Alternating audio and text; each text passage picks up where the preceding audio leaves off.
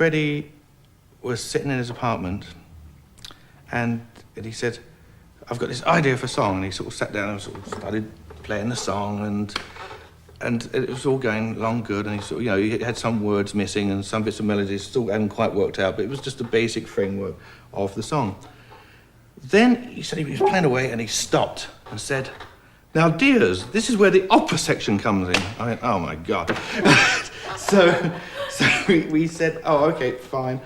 This is the opposite." And it was just going to be, at the time, a little brief interlude of a little bit of, you know, a few little things like Galileos.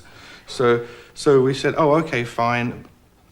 Stick a few little Galileos, and then we get on to like the rock part of the song." I see a little silhouette of a man. Scaramouche, will you do the fandango? Thunderbolts and lightning, very, very frightening me. When we started doing the opera section properly,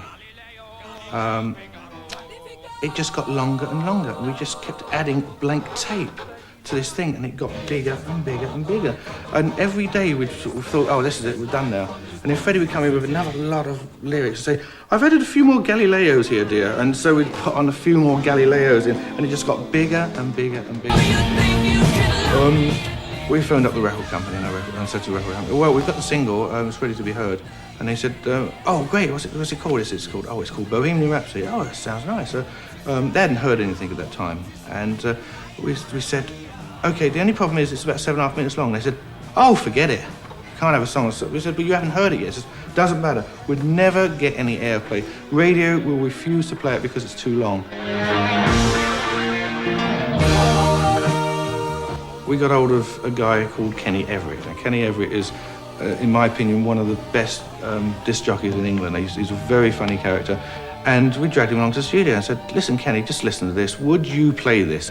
And he listened to it. He says, "This is wonderful. He says, this is great. I'd love to play this all the time." So we said, "Okay, fine." He says, "Can I have a copy?" And he said, "Well, we can't let you have a copy. You haven't even played it to the record company." He says, "I'll promise I won't play it, honest. I promise I won't play it."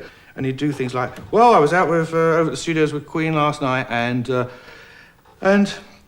I've got a copy of the record, but I promised them I would not play them. I promised, I can't help it. My hand slipped," and he'd put it after the record. He'd play the intro and he'd rip it off again. He said, "Sorry, I can't play this." Over the course of those 2 days, he played the record 14 times.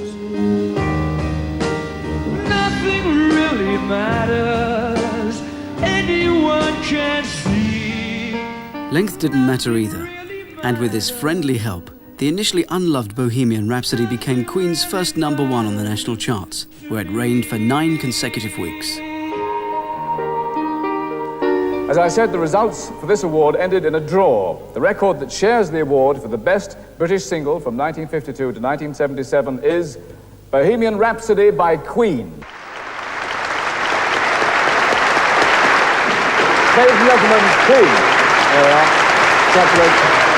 Beautiful number.